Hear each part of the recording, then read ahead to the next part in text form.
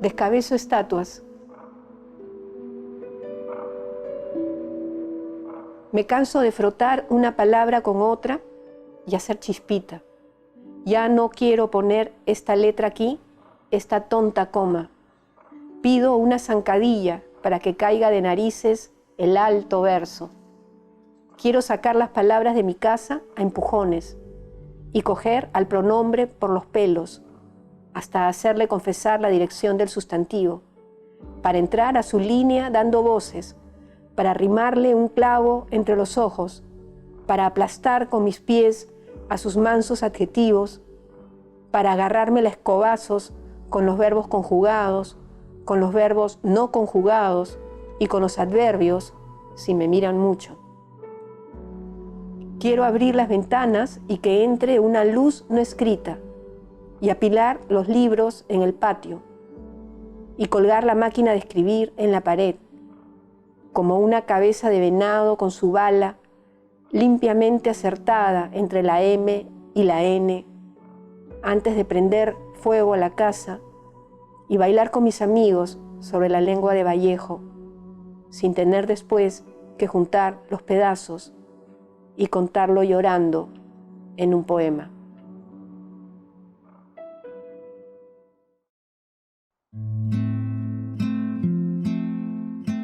Sal si puedes, 2. Vivo en la casa de la poesía. Subo despacio sus escaleras y también saltando las bajo.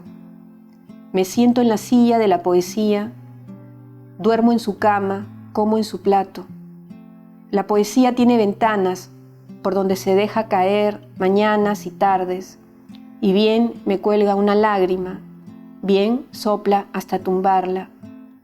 Con esto quiero decir que trae curitas y heridas en la misma canasta. Yo quiero tanto a la poesía que a veces creo que no la quiero. Ella me mira, mueve la cabeza y sigue tejiendo poesía. Como siempre, me quedará grande. Pero ¿cómo decirle? Quiero salir, quiero freír honestamente mis espárragos. Ya la veo alcanzándome, con su botella de aceite y su loca sartén. Ya la veo, con su atadito de espárragos, saliéndole de la manga. Ah, su frescura, su fulgor desordenado y el demorado compás con que me cerca. Y yo me rindo siempre porque vivo en la casa de la poesía, porque subo las escaleras de la poesía y porque también las bajo.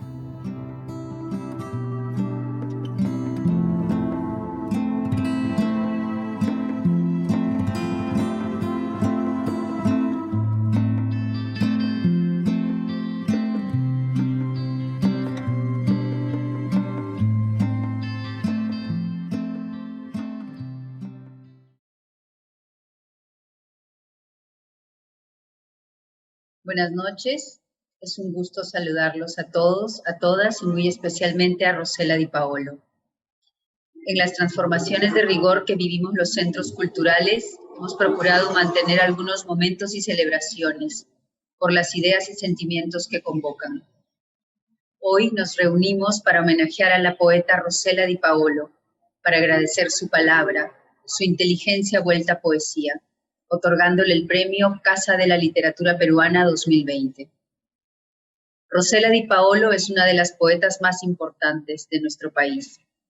Profesora de literatura, periodista y cronista cultural en Lima. Fue parte de la revista La Tortuga, revista alternativa hecha por mujeres con entrevistas, reseñas y la columna Desmitificaciones, entre otros contenidos. Colaboró en el Dominical del Comercio con la columna Cándido Lector. Fue parte de las exposiciones en Lima de Poesía y Artes Visuales en 1991 con Denise Mulanovich y en 1994 con Enrique Polanco. Ha publicado ensayos y textos críticos sobre distintos autores literarios. Son suyos 5 libros de poesía.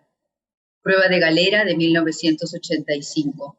Continuidad de los cuadros de 1988. Piel alzada de 1993, Tablillas de San Lázaro del 2001 y La silla en el mar del 2016. Empezamos a conocer su poesía en la década de los 80, en medio de la gravedad de la crisis y la intensa violencia. Su voz surgió junto a la de diversas escritoras que afirmaron su rol como intelectuales a través de libros, recitales, actividad periodística y cultural. La literatura de estas poetas y narradoras se planteaba entonces y hoy como una oportunidad para desentrañar la precariedad que habita los distintos ámbitos de la vida, lo ético, lo político, lo económico. También para desenmascarar los destinos impuestos a las mujeres.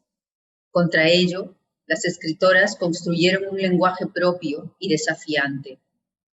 Voz, cuerpo, erotismo, intimidad, pero también rebeldía, liberación política e histórica. Recuperar el cuerpo, los instintos, las emociones, quizás fue entonces la mejor resistencia. Y es también hoy una decisión y un modo en que podemos cimentar o reconstruir un mundo en crisis, recuperar el espacio público y el espacio aún más amplio de la subjetividad. ¿Hubo acaso un horizonte común para las escritoras de la Lima de los 80? Y desde allí entendemos el análisis que ellas hicieron de los aspectos normativos de ese momento y las formas como imaginaron desobediencias de la sensibilidad a través del desenfreno y la intensidad emotiva, como elementos reiterados que la crítica reconoce en las poéticas más difundidas de ese momento. No obstante, eso no debe comprenderse como si de una voz única se tratara. Cada escritora usó la palabra para elevar distintas formas de confrontación, cuidado o resignificación de los modos de sentir. Rosela Di Paolo, en ese momento, supo hacer del sosiego y la sutileza un lirismo propio, un oasis para la reflexión más íntima en medio de la catástrofe. Sin embargo, en su poesía, no nos encontramos tan solo con la experiencia personal. Su voz es atravesada y atraviesa el mundo que la rodea, y desde allí interpela a sus lectores. En su primer libro, Prueba de Galera, su mirada se enfoca en los movimientos leves e imperceptibles de la naturaleza, sobre todo en aquellos donde se encuentran sus elementos más cotidianos e imprescindibles, la luz, el aire, el agua, los horizontes, las orillas. Su palabra se funda en esos encuentros entre la materia y la energía creadora que la sostiene. Y los poemas van de la calma a la algidez, navegando. En este libro es posible observar su trabajo con el lenguaje, la concisión que hace de cada palabra una constelación de sentidos. La aparición de continuidad de los cuadros reafirmó su estilo insular. Tal como sucede con José Watanabe en la década pasada, Di Paolo parece entregarse al resguardo de la poesía de los instantes breves, de la contemplación y el refrenamiento. La naturaleza sigue siendo su motivo, pero ahora ésta encarna también misterio y caos. Y surgen así, en Piel alzada, su tercer libro, El amor, el deseo, no con el afán de definir estos estados, sino de exponerse en ellos, para averiguar cuán implicados estamos frente a un estado de cosas. Y su voz en esta indagación cobra desenfado, mas no agenda, pues desemboca en varios caminos, la vida, el amor, ser mujer. Tablilla de San Lázaro y La silla en el mar representan la expansión de los recursos poéticos de los primeros libros hacia una multiplicidad de temas inéditos. En el primero de ellos, el retorno a la naturaleza y el erotismo están marcados por la soledad. Sin embargo, esa sensación de desamparo se vive con frescura e ironía. Nunca hay derrota. Y el desenfado que fuera conquistado en Piel alzada se convierte en válvula de escape ante el tedio, la rutina, el vacío y la figura de la autoridad que se retratan en el libro La silla en el mar.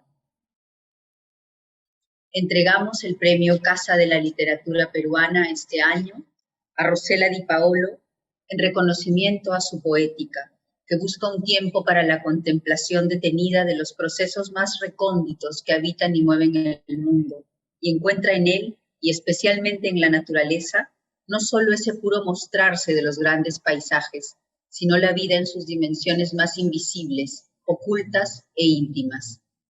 Esa vitalidad sutil y provocadora es el lenguaje de la poesía de Rosela Di Paolo. Contempla e interpela a la naturaleza, al amor, al erotismo, a cada uno de nosotros como seres plenos de vida, de memoria y humor, dispuestos a hacer y transgredir. Necesitamos esa escritura sobre los sentimientos y las pasiones porque todo eso interviene en las condiciones significativas de la vida y la experiencia común. ¿Cuánto notemos esa necesidad? Dependerá de las lógicas culturales, políticas y económicas vigentes, de su fuerza para forzarnos a una razón normativa. Pero eso no refuta que escribir sobre los estados afectivos es una forma clara de intervenir y participar en la comprensión del presente, situando la reflexión en las relaciones vigentes entre la sociedad y la historia singular. No se construyen verdades con la poesía, afortunadamente, tampoco definiciones, afortunadamente, pero sí se construyen misterios, preguntas agudas, destierros y deseos para entendernos con la realidad, que parece cada vez más ajena a nosotros. Homenajeamos la poesía de Rosela Di Paolo porque nos ayuda a descubrir que lo que nos rodea está en vínculo profundo con nuestra intimidad y con el afán perpetuo que tenemos de nombrar las cosas. Y nos dice sutilmente que el deseo no es algo vano y acompaña siempre al pensamiento más crítico. En tiempos de tanto artilugio esto no es perogrullo. Todos necesitamos hoy reimaginar el mundo y el arte y la poesía siempre han dado la ruta para este ejercicio duro. Rosela, el Premio Casa de la Literatura 2020 es el agradecimiento de nuestra institución por tus libros y tu pensamiento libre.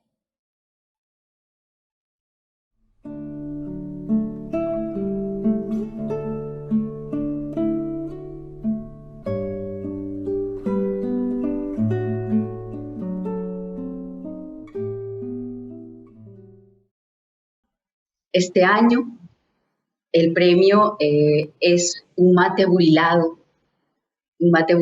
de Junín, hecho por una artista de esa región, Irma Poma, especialmente para Rosela, basado en su vida, en su poesía, en su obra y en su experiencia.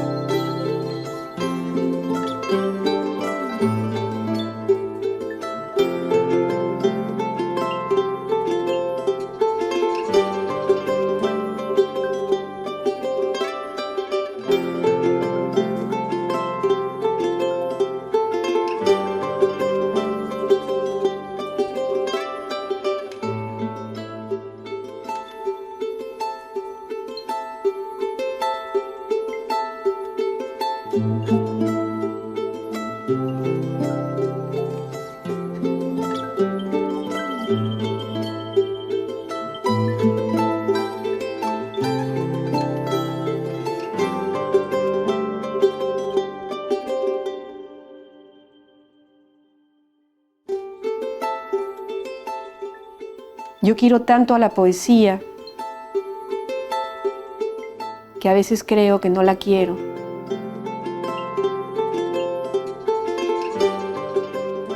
Ella me mira, mueve la cabeza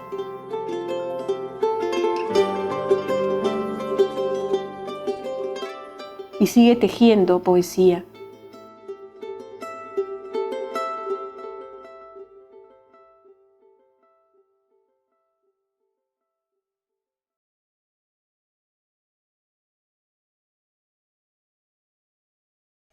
Queremos compartir ahora con ustedes los saludos que amigos y poetas han enviado a Rosela Di Paolo a propósito del Premio Casa de la Literatura 2020.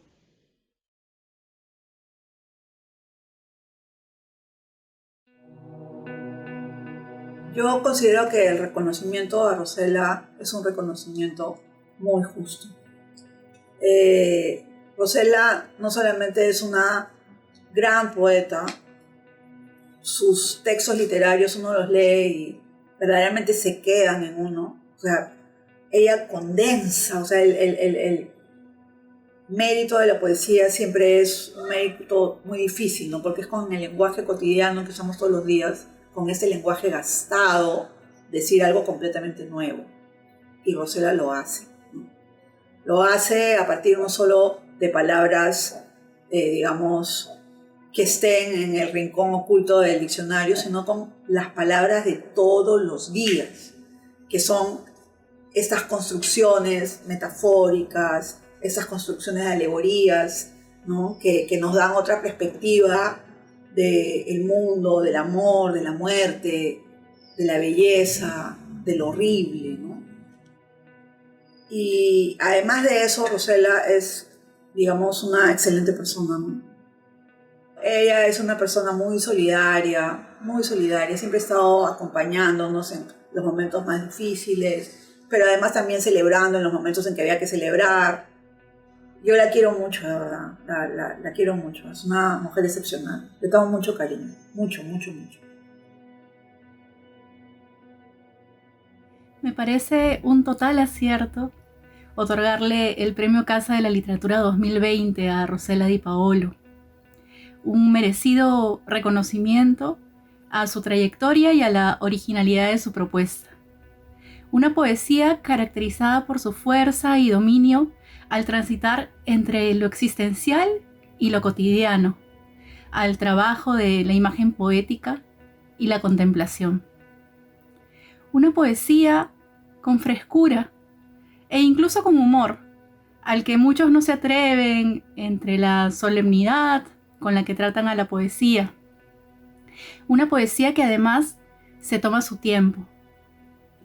Me imagino a Rosela cocinando el poema, cuidadosa de cada ingrediente, de cada sílaba, de cada vuelta de lápiz como cuchara de palo, pero a la vez permitiéndose subir y bajar las escaleras de la poesía a su antojo y a sus anchas, como legítima dueña de la casa que es.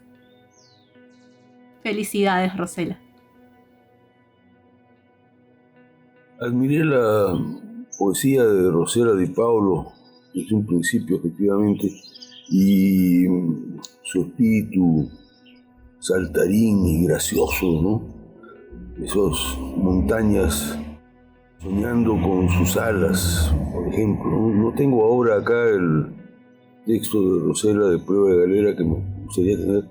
Lo que sí recuerdo es que ese libro fue saludado por dos grandes de las letras peruanas, don Washington Delgado y Pepe Durán, que fueron amigos nuestros y que saludaron a Rosela como un nuevo encuentro en las letras peruanas. La tercera persona fue también René González Barúa. Yo los felicito por este premio a Rosela porque creo que Rosela sin duda se lo merece como una voz propia en la literatura peruana. Estoy muy contento que la Casa de la Literatura Peruana le haya otorgado su galardón 2020 nada menos que a la poeta Rosela Di Paolo, destacada integrante de la generación del 80.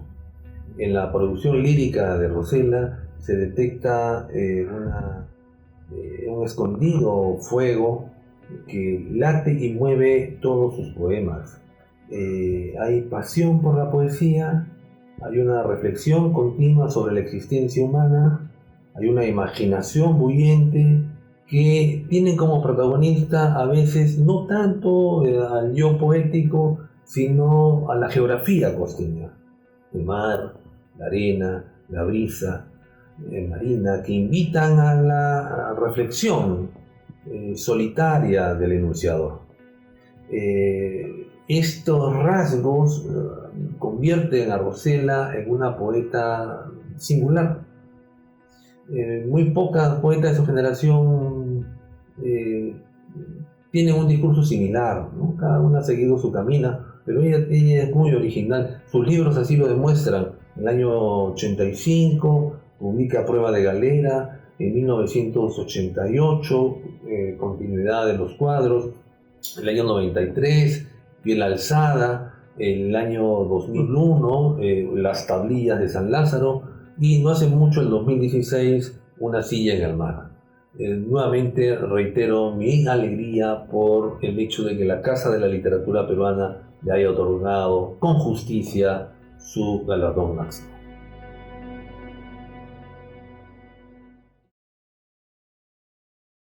Me ha emocionado ver las caras y oír las palabras de personas tan amigas como Rocío Silva Santisteban, como Alberto Benavides, como Sandro Chiri y como Becky Urbina. Varias generaciones estamos ahí y bueno, me ha conmovido que me recuerden con ese cariño, y quiero decirles que yo también les extiendo este mismo cariño y admiración, ¿no? Además, tan largo, de tantos años, ¿no? Y bueno, eso es lo que quería decir.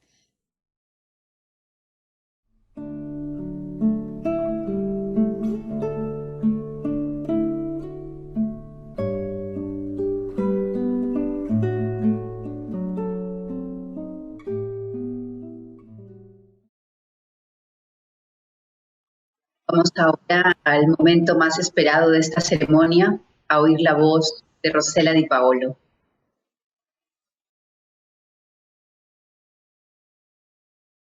Amigas, amigos, recibir una distinción tan relevante como esta en tiempos duros puede parecer un contrasentido. Infectados y muertos caen de un lado y de otro por el COVID-19. En el Perú, esto viene siendo particularmente grave por las malas condiciones sanitarias que arrastramos hace siglos. Estoy aquí para agradecer a la Casa de la Literatura Peruana por su enorme generosidad en la persona de Milagros Aldarriaga, su directora, y a las personas que trabajan con ella. Agradecer asimismo un precioso presente conmemorativo, obra del artista Irma Poma de Junín, un gran mate burilado con escenas sobre mi vida y mi trabajo. Casi el Aleph de Borges, pues recorrer con los ojos su superficie podría revelar más de mí que todo lo que yo pueda decirles. Agradecer también a mi esposo, a mi familia, a mis amigas y amigos, a mis maestros y a los poetas que son o han sido en nuestro país o en otros puntos geográficos, y que me han dado un empujoncito o un palo en la cabeza para que yo esté aquí en estado de sorpresa, rodeada por el afecto de esta casa y de todos ustedes que me quieren convencer de que un premio de tanta importancia no se siente extraño entre mis manos. Casa de la Literatura Peruana.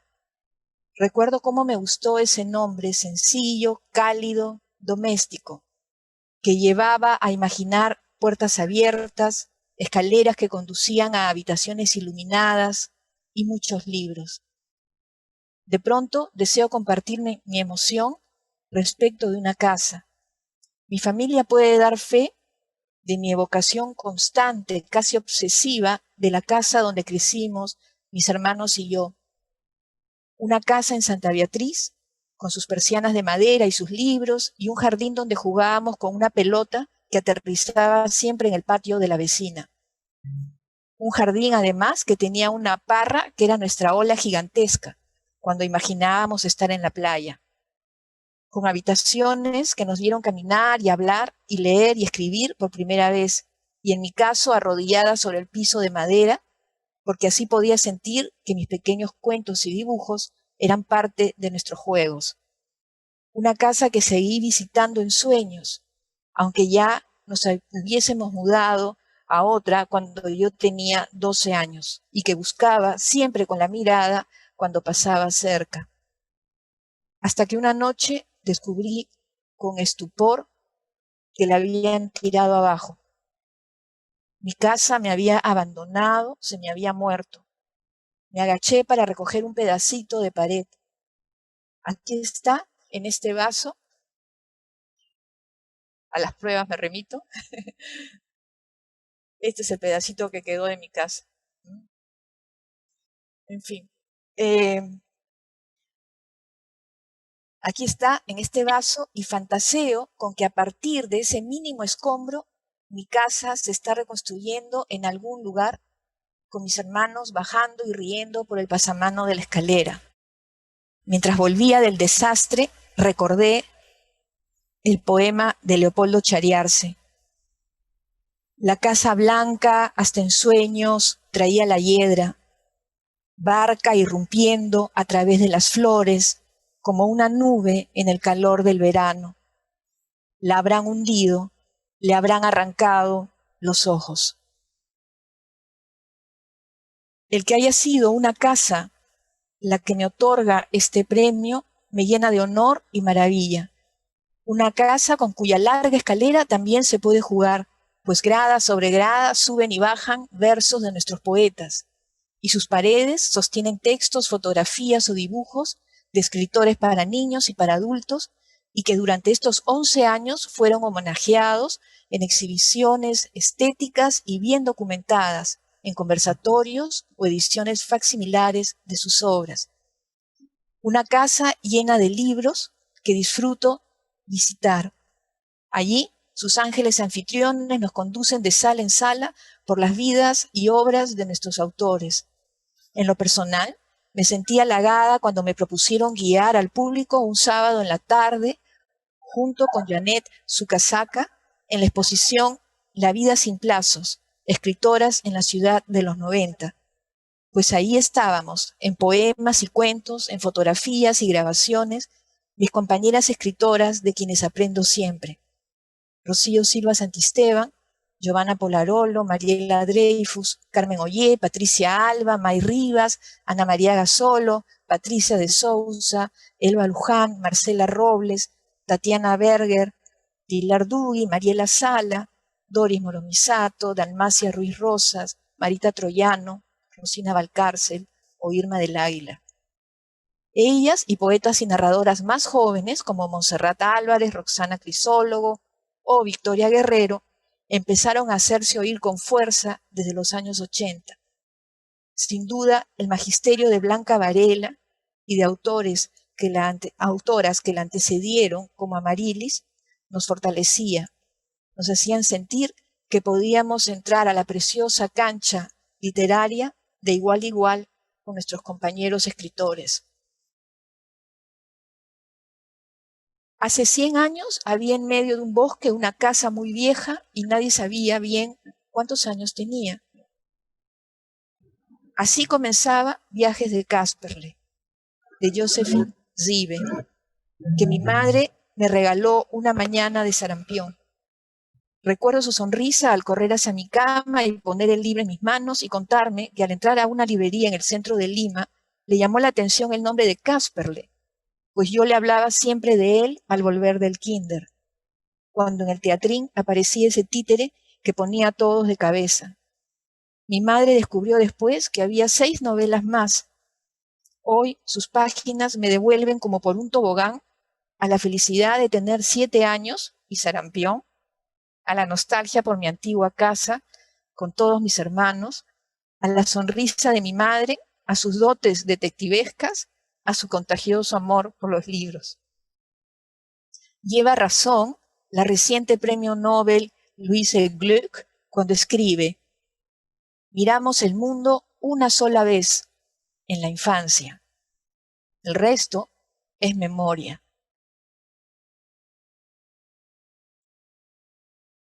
Quizá porque la Casa de la Literatura ocupa la estación Desamparados, me viene con más fuerza agradecer a mi padre, pues por él conocimos casi todo el Perú.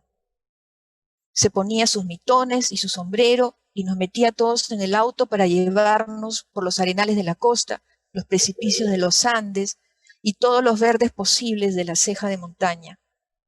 Mucho de eso se me coló también en poemas y acuarelas. Mi padre, médico, me regaló un microscopio que casi me arrastra a ser bióloga desde que descubrí a una ameba mirándome fijamente desde una gota de agua. Él también tuvo la paciencia de enseñarnos a montar bicicleta y la paciencia sobre todo conmigo, que me demoré bastante. Más tarde, de mis recorridos por el malecón Cisneros hasta la Herradura, nacieron algunos versos mientras llevaba el mar como un loro hablador en el hombro derecho o en el izquierdo, según fuera o volviera. Allá o acá, en mi infancia, está también Peter Pan, que yo leía al regresar del colegio alemán, Santa Úrsula, que me llevaba a pronunciar Peter y no Peter, como hacía mi hermano. Yo estaba encamotado con ese Peter Pan, o con su fantástica isla donde nunca jamás se hacía grande. Y yo no quería ser grande. De ese libro me gustaría contar ahora el momento en que Wendy cae sobre la hierba con una flecha clavada en el corazón, pero no se muere. ¿Por qué? Porque la bellota que colgaba de su cuello como una medalla detuvo en seco la punta de la flecha. Yo, cándida lectora, estaba convencida de que era un milagro, de que la niña se había salvado por una fuerza muy superior a los fríos y calculados movimientos de un escritor. Ese señor escritor era un distraído. Casi había dejado morir a Wendy. Que la flecha impactara precisamente en la bellota, que Wendy llevara precisamente la bellota, era un milagro o dos. Y de seguro James Matthew Barrie había dado un suspiro de alivio tan grande como el mío. En ese momento se me hizo muy claro que los escritores no eran seres tan confiables como creía, y que en ocasiones sus personajes debían resolver sus problemas solos o con la ayuda de los milagros, o con mi ayuda, de ser posible, pues junto con la decepción se me ocurrió llevar un cuaderno mientras leyese un libro. Lo que yo escribiera en ese cuaderno ayudaría a mis personajes favoritos a salvarse de las distracciones de sus creadores. En mis páginas no se me iba a morir nadie, aunque debo reconocer que haría una escandalosa excepción con el Capitán Garfield. En realidad, nunca llegué a comprar el cuaderno, donde se salvarían todos mis compañeros, pero sí a robar hojas bulky del escritorio de mi padre para componer mis propios cuentos arrodillada en el piso. Cuentos cuyos personajes eran enanos, escritos primero con lápiz y luego con mi lapicero Pelican, y con mi letra y falta de ortografía horribles. Aún conservo esas pequeñas historias de 3 páginas que yo dibujaba, cosía, las grapas me asustaban, y acomodaba luego en el estante sobre mi cama, el mismo estante que pocos años después empezaría a sostener devotamente todas las novelas de Julio Verne, todas. De más está decir que cuando el capitán Nemo irrumpió en la paz de mi habitación, no quedó ahí ni la sombra de Peter Pan o de Peter Pan, no voy a ceder, y menos, mucho menos, la de mis enanos. Pero esa es otra historia. La poesía llegó a los 14 años, gracias a un poema de Martín Adán que descubrí en un afiche que estaba en un corredor de mi colegio. Cito: el sol brincó en el árbol, después todo fue pájaros. Lejos caía lluvia del cielo de tus manos, un cielo pequeñito, lívido, solitario.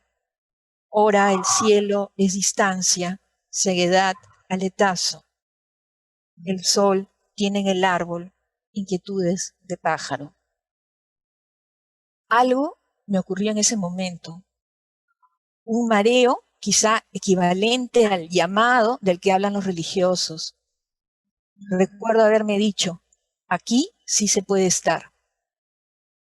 Días después, en el curso de literatura del colegio que dictaba María Gracia Martínez, analizamos estos versos de Javier Sologuren y reaccioné de un modo parecido.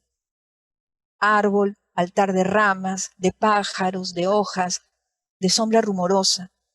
En tu ofrenda callada, en tu sereno anhelo, hay soledad poblada de luz, de tierra y cielo. Pasaron algunas semanas y entonces escribí en un cuaderno, sentada en el extremo de un sofá, bajo la luz de la lámpara, mi primer poema, en el que un caminante equivoca el camino a la ciudad y termina en lo alto de una montaña, donde muere bajo el sol y entre los árboles. Sin duda, Adán, Sologuren y don Antonio Machado, a quien también empecé a leer, estuvieron metidos en mi corazón y entre mis dedos. Su capacidad para transmitir de golpe distintas imágenes y sensaciones me sedujeron. Por eso admiro también los haikus japoneses. Es lo que llamo la tensión de una gota de agua. Nada se desparrama, nada parlotea. La pura, apretada tensión de una gota de agua. ¿Por qué escribí? ¿Por qué continúo haciéndolo? Quizá porque necesito ordenar y desordenar algunas cosas, y las palabras me ayudan. Cuando lo que hay dentro y fuera de mí está muy inmóvil, las palabras les mueven el piso. Cuando todo está muy tembleque u oscuro, las palabras se aquietan, iluminan un poco. Por donde pasan las palabras, nada permanece igual. Recuerdo con alegría mis estudios generales en la UNIFE y luego en la Facultad de Literatura en la Universidad Católica. También recuerdo mis viajes en los micros para dictar clases en distintos sitios de Lima, siempre con ansiedad, pues vivíamos los años demenciales del terrorismo. Pero había corazón para aprender de nuestros maestros. Susana Rice, Carlos Gatti, Ricardo González Vigil, Washington Delgado, Carlos Eduardo Zabaleta. Y de mis compañeros de clase y cafeterías, con quienes abrazábamos la vida en los recitales de poesía y música. Eduardo Chirinos, Giovanna Polarolo, Paco Tumi, Lucho Rebasa, Alejandro Susti, José Alberto Bravo de Rueda. A los 25 años publiqué Prueba de Galera, finamente editado por Alberto Benavides Ganosa, amigo mío, filósofo y poeta que me alentó a sacarlo a la luz con su sello Antares. En la novela de Paul Auster, El Palacio de la Luna, el protagonista Marco Stanley Fogg nos cuenta que apenas se mudó a un departamento vacío en Nueva York, recibió como regalo la biblioteca de su tío en la forma de 76 cajas de cartón. Como sus casi nulos recursos le impedían comprarse muebles, Fogg se dedicó a convertir las cajas llenas de libros en un, mobiliario imaginario. Esta tarea era, en sus propias palabras, cito, algo parecido a armar un rompecabezas, agrupar las cajas de cartón en configuraciones modulares, ponerlas en hilera, apilarlas. Un grupo de 16 me sirvió de soporte para el colchón, otro grupo de 12 se convirtió en una mesa, otros de 7 se convirtieron en sillas, uno de 2 en cabecera. Cierro la cita. Aislado, sin trabajo, con pasión sostenida, Fogg se dedicó a devorar sus muebles, es decir, a leer, y luego a cambiar los libros por algo de dinero para comprar leche en polvo, pan y café. La idea de esta termita humana que se despacha a la vez sus muebles y los mejores años de su vida me sobrecoge y a la vez me llena de envidia. Qué maravilla habitar una especie de mundo paralelo donde todos los objetos son en realidad libros y disponer de tiempo y silencio para descifrar ese paisaje, aun cuando el resultado sea una habitación pelada y la más terrible enajenación. Pero dejémonos de cosas. En el fondo, todo lector sabe, quizá con desencanto o quizá no, que pretender encontrar intensidad y altura más allá del cerco imaginario que crean los libros es una idea extravagante. Seguramente mi esposo Henry piensa igual, pues en nuestra casa los libros ocupan todas las habitaciones y ambos nos sumergimos en lecturas casi compartidas, pues de pronto él alza la cabeza y me lee esto, y yo a mi vez aquello.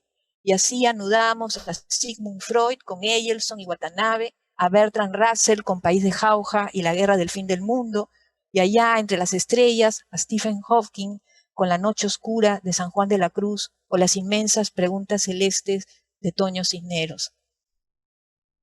Hace varios años, Henry y yo volvimos a visitar el convento de Santa Catalina, en Arequipa, y pensé en términos muy profanos en lo mucho que me gustaría ser una lectora de clausura. La conjunción de muros espesos y tiempos dilatados me hizo agua a la boca. Le di un rápido codazo a Henry y sonreí, y sonrió cuando le dije que debíamos alquilar una celda allí y recogernos a leer por los siglos de los siglos. Bueno, creo que ya va siendo tiempo de ponerles llave a tantos recuerdos. Agradezco nuevamente a Milagros Saldarriaga, a las palabras de presentación tan finas, tan bellas. Realmente me quedé así como muy sorprendida y muy contenta. Agradezco nuevamente a Milagros, entonces, y a las personas que la secundan, con Jaime Cabrera a la cabeza. Estas personas son Julia Ponce, Janet Sucasaca, Liliana Com, Jenny Lafuente, Berenice Solís, Ricardo Flores, Pershing Roncal, Andrés García, Tom Quirós, Edwin Matos, Diego Díaz y Sandro Castillo. Todos ellos me acompañaron, trabajando minuciosamente en investigar, filmar, fotografiar y redactar el periódico conmemorativo. Compartimos varias jornadas y creo que nunca olvidaremos cuando nos subimos a un taxi con mi silla para las fotos, por aquello de La silla en el mar. Título que casi se volvió literal, pues tuvimos que pelear con una ola para que no se llevara la silla inmóvil de Bartleby por los mundos empapados de Ahab. El mar, como la poesía, es una sorpresa interminable. Gracias. Mi gratitud expresa la de muchísimas personas, la de muchísimos lectores y lectoras. Gracias también a todos aquellas que nos acompañan esta noche. Este 20 de octubre es también el día que cumplimos 11 años de vida y hemos querido hacerlo así, con Rosela Di Paolo. Gracias entonces, que tengan muy buenas noches.